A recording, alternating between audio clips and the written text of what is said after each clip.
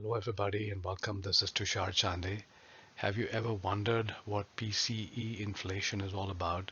Have you ever wondered if the Fed will ever cut rates again? Then this is the right episode for you because we are going to drill down into PCE data and try to understand the factors that will influence the evolution of inflation for the rest of this year. And given all the focus in the markets on whether the Fed is going to cut rates this year, this is a very important topic. So let's get started. A gentle reminder, past performance is not necessarily indicative of future results, and there's risk of loss in trading. So the BEA, or the Bureau of Economic Analysis in the Commerce Department, publishes these data. They're published with a 1 month lag, so the March data are available in April, and the data are constantly revised. So the series keeps changing over time, and this is the Fed's favorite measure of inflation. So let's dive into it. This is table 2.8.4 from the BEA website, which gives us PCE data by major type of product. The top line is the PCE index series, and this is monthly data. So the year-over-year change is simply the latest data, say March, divided by the previous year's March, and that works out to a percentage change of 2.7%. So this is the headline number that the Fed is focusing on. This table also gives us performance or series by the two main categories of goods versus services. And within each major category, we have individual line items and their own individual series, so we can look at the line items in greater detail. This slide is very important because it shows you the PCE index year-over-year change. The blue line with the dots is the year-over-year change in the PCE, and you see it has ticked up a little bit. The orange line is the 12-month simple moving average lagged by 1 month. This just means that we calculate the simple moving average without using the new data that arrives each month. So at the end of a particular month, we can calculate the 12-month moving average using the prior 12 months of data. And then similarly, we calculate the 1 sigma upper band and the 1 sigma lower band. The benefit of using a 1 month lag is we can see the breakouts more easily. And the tendency in the past has been that once it breaks out of the upper band or breaks below the lower band, it tends to stay there for quite a period of time. So for example, here when inflation was rising, it stayed outside the upper band for many months. And when it was falling, it stayed below the lower band for many months. So it's very important for us to understand what's happening to inflation. And so we just need to see whether is it staying between the bands, so sort of a neutral zone, or is it expanding rapidly or declining rapidly. So what is the PCE inflation doing at the moment?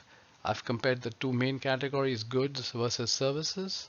The blue line is the goods inflation, and you see it rose rapidly during and after COVID, but now has come down as the supply chain has fixed itself, and this inflation is bouncing around near zero. Services inflation is still lagging and now is about 4%. So you see there's a big difference between services inflation and goods inflation. And when you listen to Chairman Powell, he's talking about services inflation still being high, contributing to a high value of the PCE. Now here we are back to table 2.3.5 from the BEA website. Again, we're still with the PCE by major type of product. Here we have quarterly data instead of monthly data, and we'll use quarterly data from 2023 to estimate the weights for each category. So I've simply averaged the PCE in billions of dollars, and that number is this one.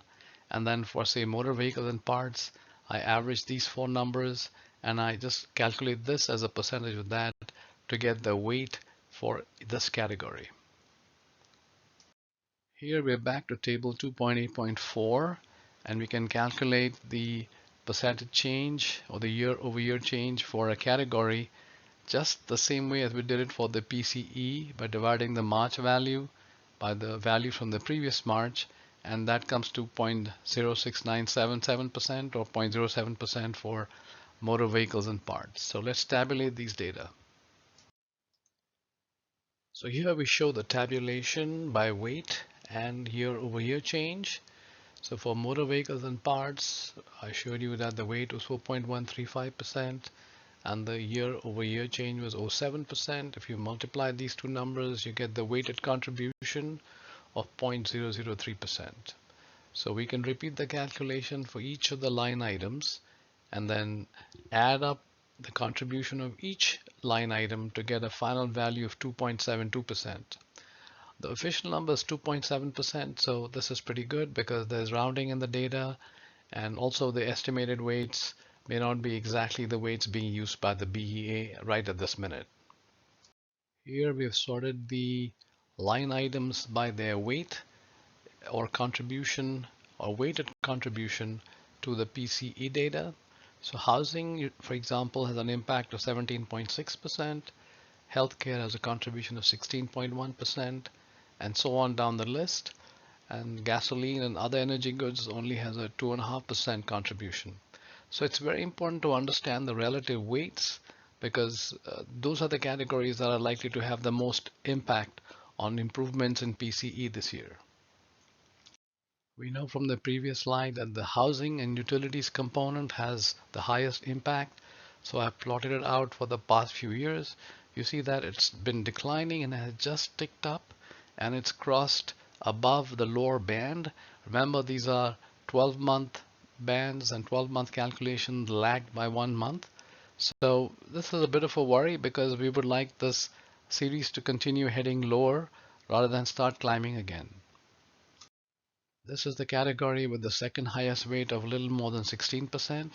Broadly speaking, healthcare costs have been in a relatively narrow range of say 1.5 to 3%, and there's a little decline here, and we're hoping that it'll continue to head back down towards the lower band.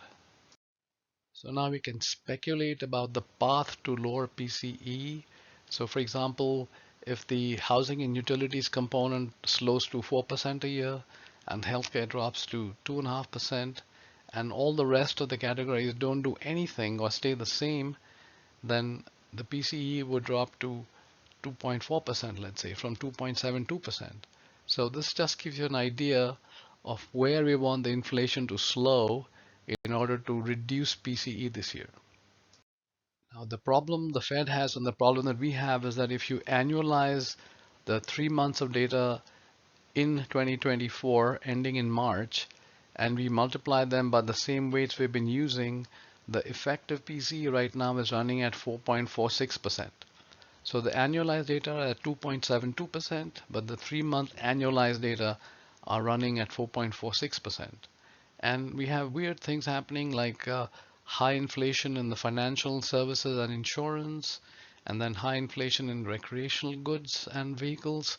So I'm hoping that some of these categories will cool down as we go through the rest of the year, and we'll have improvements in housing and healthcare costs so that the overall PCE will be lower. So let's summarize our PCE drill down analysis. At the top level, we have two categories, goods and services, with the services accounting for 2/3 of the impact. Services are running at about 4% year on year, goods are approximately flat. So as Jay Powell keeps saying, service inflation must come down. So that's at the top level. At a more granular level, if you look at by type of product, the weights are greatest for these areas, say from housing and utilities to healthcare and food and beverages and financial services. So improvement in these areas will have a larger impact on the overall drop in PCE or increase in PCE.